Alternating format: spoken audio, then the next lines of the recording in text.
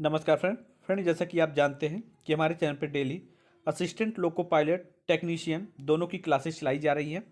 तो फ्रेंड जैसा कि आप जानते हैं CVT 1 का जो एग्ज़ाम होगा उसमें आपका जो है 75 क्वेश्चन रहेंगे। और बात की जाए तो फ्रेंड उसमें आपका जो क्वेश्चन आना है वो साइंस के जो क्वेश्चन रहेंगे वो आपको 20 क्वेश्चन देखने को मिलेंगे।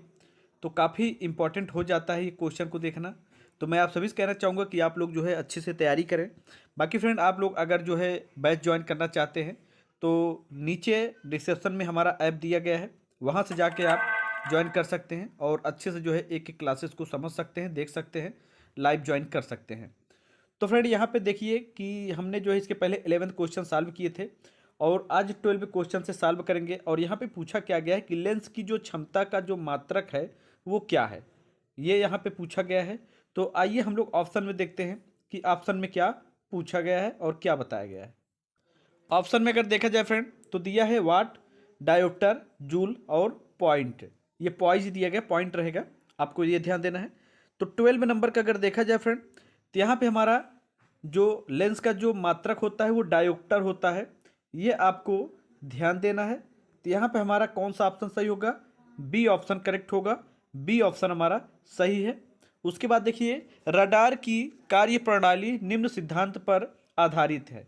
तो रडार क्या होता है सबसे पहले मैं आपको बताना चाहूँगा फ्रेंड, ये जो है जो समुद्री जो जहाज़ें होती हैं वहाँ पे एक पता लगाने का काम करता है। या फिर जैसे बात की जाए कहीं पे जैसे मतलब आप कह सकते हैं कि जो सामने टकराने की संभावना बढ़ती है।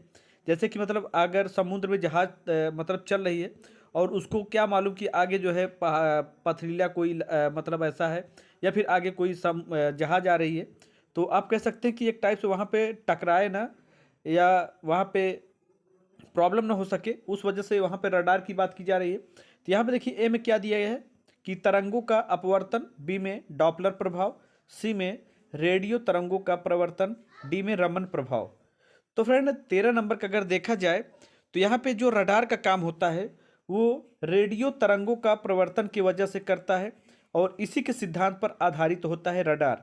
ठीक है, तो रडार की जो कार्य प्रणाली होती है वो हमारा रेडियो तरंगों का प्रवर्तन होता है। तो यहाँ पर हमारा सी ऑप्शन कर। उसके बाद फ्रेंड यहाँ पे 14 नंबर 14 नंबर देखिए क्या बोला गया है कि न्यूटन की गति के नियमों, या न्यूटन होगा, न्यूटन नहीं होगा, न्यूटन की गति के नियमों के अनुसार निम्न में से कौन सा कथन सत्य है? प्रथम नियम से बल की परिभाषा ज्ञात की जाती है, यह सत्य होगा। या बी में बात की जाए तो द्वितीय नियम से बल की परिभाषा, तृतीय नियम से संवेग संरक्षण सिद्धांत प्रतिपादित होता है, या उपरोक्त सभी। तो फ्रेंड यहाँ न्यूटन की जो गति के नियमों के अनुसार हमारा कथन सत्य होगा वो 14 नंबर पर अगर देखा जाए तो बी ऑप्शन हमारा करेक्ट होगा। बी ऑप्शन पे क्या दिया गया फ्रेंड?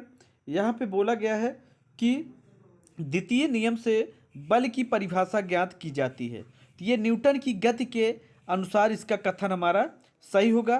तो कहीं न कहीं एग्जाम में पूछ लिया जाता है कि न्यूटन की गति का जो नियम होता है उस किससे संबंधित होता है, तो ये द्वितीय नियम के बल से ज्ञात की जाती है या बल से संबंधित होता है। तो यहाँ पर हमारा बी ऑप्शन ही करेक्ट होगा। उसके बाद देखिए यहाँ पे आपके सामने दिया है फ्रेंड 15 नंबर क्वेश्चन, और पूछा गया है कि किसी पिंड के उस गुणधर्म को क्या कहते हैं? किसी पिंड के उस गुणधर्म को क्या कहते हैं जिससे वह सीधी रेखा में विराम या एक समान गति की स्थिति में किसी भी परिवर्तन का विरोध करता है? तो कहने का मतलब ये है कि यहाँ पे एक पिंड है और वह गुणधर्म होता है, गुणधर्म को क्या कहते हैं, और वह विराम हो या एक समान गति हो, और उसमें किसी भी परिवर्तन, जब कोई चीज़ परिवर्तन या कोई भी परिवर्तन होता है तो वहाँ पे क्या करता है? विरोध करता है, उसको चेंज नहीं होने देता है। तो क्या उसे हम कहते हैं? तो उसे हम गतिहीनता कहते हैं, जड़त्व कहते हैं, कुल भार कहते हैं, या फिर अक्रियता कहते हैं। तो फ्रेंड अगर देखा जाए 15 नंबर का हमारा जो ऑप्शन होगा वो हमारा यहाँ पे बी ऑप्शन सही होगा। जड़त्व तो हमारा यहाँ पे सही होगा, बी ऑप्शन हमारा करेक्ट होगा। ये क्या होता फ्रेंड? ये हमारा इस पिंड को जो है चेंज होने की जो गति होती है उसको विरोध करता है, चेंज नहीं होने देता है, परिवर्तन होने नहीं देता है। तो बी ऑप्शन हमारा करेक्ट होगा। उसके बाद देखिए यहाँ पे पूछा गया है कि लेजर निम्न सिद्धांत पर कार्य करता है। तो यहाँ पे विकिरण का उत्सर्जन आप कह सकते हैं, या प्रकाश विद्युत प्रभाव, या रमन प्रभाव, या उपरोक्त सभी। तो फ्रेंड यहाँ पे 16 नंबर का अगर देखा जाए फ्रेंड, तो हमारा यहाँ पे ए ऑप्शन ही करेक्ट होगा। ये लेजर का जो सिद्धांत हमारा दिया गया है, ये हमारा क्या होता है, विकिरण की उद्दीप्त उत्सर्जन की कार्य करती है। तो यहाँ पे हमारा ए ऑप्शन ही करेक्ट होगा, ए ऑप्शन हमारा सही है। तो फ्रेंड मैं आप सभी से कहना चाहूँगा कि चैनल को आप लोग सब्सक्राइब जरूर करें। साथ ही में फ्रेंड हमारा ऐप नीचे लिंक दिया गया है, वहाँ से जाके आप लोग डाउनलोड करना मत भूलिएगा। वहाँ पे आपको बहुत सी क्लासेस फ्री में मिलने वाली हैं। उसके बाद देखिए यहाँ पे आपके सामने 17 नंबर दिया गया है कि समुद्र की गहराई नापने के लिए कौन सा उपकरण प्रयोग किया जाता है। तो फ्रेंड देखिए बहुत लोग ऐसे होते हैं कि कहते हैं कि समुद्र की गहराई कोई नहीं नाप सकता है। तो यहाँ पे देखिए आपके सामने दिया गया है कि समुद्र की गहराई नापने के लिए किस उपकरण का प्रयोग किया जाता है। तो अल्टीमीटर, फैदोमीटर, बैरोमीटर, या पायरोमीटर। तो हमारा 17 नंबर का अगर देखा जाए फ्रेंड, तो जो ऑप्शन होगा वो बी ऑप्शन सही होगा। बी ऑप्शन पे क्या दिया है, फैदोमीटर। समुद्र की गहराई नापने के लिए फैदोमीटर का उपयोग किया जाता है, और बी ऑप्शन हमारा करेक्ट होगा। उसके बाद देखिए आगे आपके सामने 18 नंबर दिया गया है। 18 में देखिए क्या बोला गया है कि कंप्यूटर की आईसी चिप, कंप्यूटर की आईसी चिप किस पदार्थ की बनी होती है। सिलिकॉन की, कार्बन की, कैल्शियम की, या इस्पात की। तो 18 नंबर का अगर देखा जाए फ्रेंड, तो यहाँ पे कंप्यूटर की आईसी चिप की बात की गई है। तो यहाँ पे हमारा सिलिकॉन की बनी होती है। सिलिकॉन क्या होता है फ्रेंड, ये थोड़ा डक्टाइल मटेरियल होता है, और एक टाइप से आप कह सकते हैं ये गोल्डन टाइप से दिखाई देता है। तो यहाँ पे हमारा ए ऑप्शन करेक्ट होगा। सबसे ज़्यादा इसमें अगर देखा जाए फ्रेंड, तो ऑप्शन के अनुसार हमारा सिलिकॉन डक्टाइल मटेरियल होता है, लचीलेपन पे थोड़ा सा आता है, इस वजह से हमारा ए ऑप्शन ही करेक्ट होगा।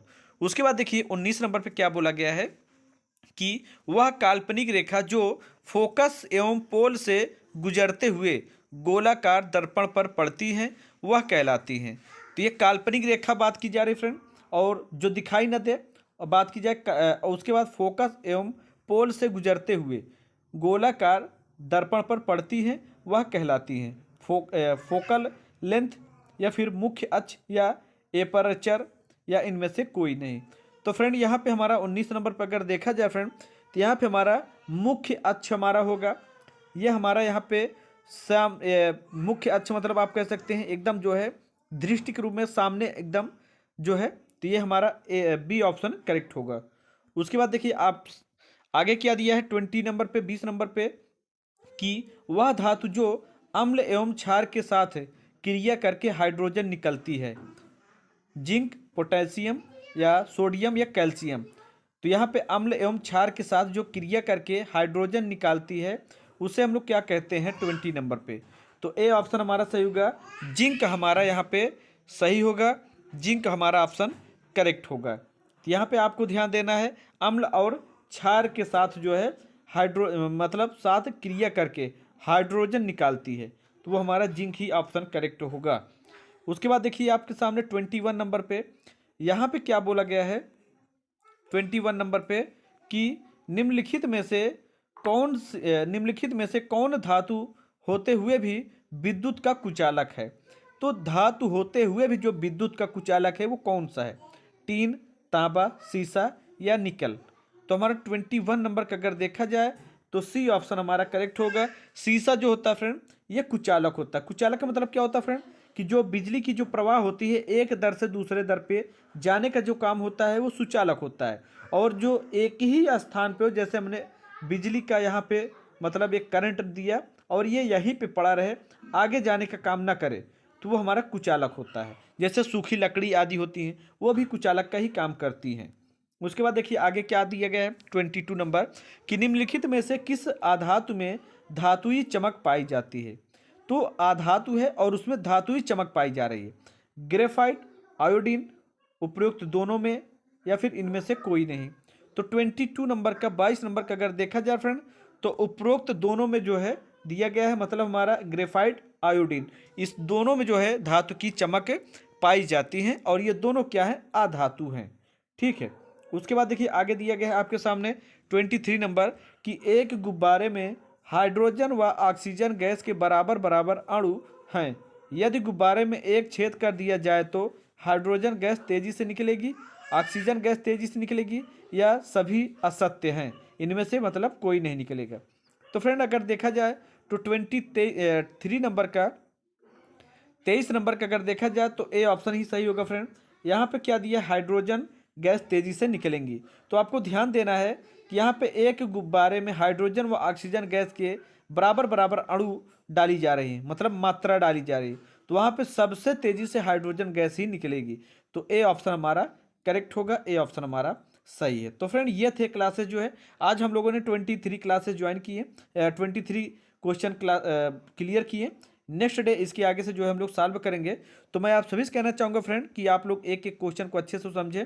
अगर आप लोग एएलपी टेक्नीशियन सीबीटी 1 की तैयारी करना चाहते हैं तो आप लोग जो है अच्छे से सारी क्लासेस को ज्वाइन करें। बाकी आप लोग डीपली से पढ़ना चाहते हैं तो आपको हमारे ऐप से जरूर जुड़े, उसका लिंक डिस्क्रिप्शन बॉक्स में दिया है। So thanks for watching and bye bye.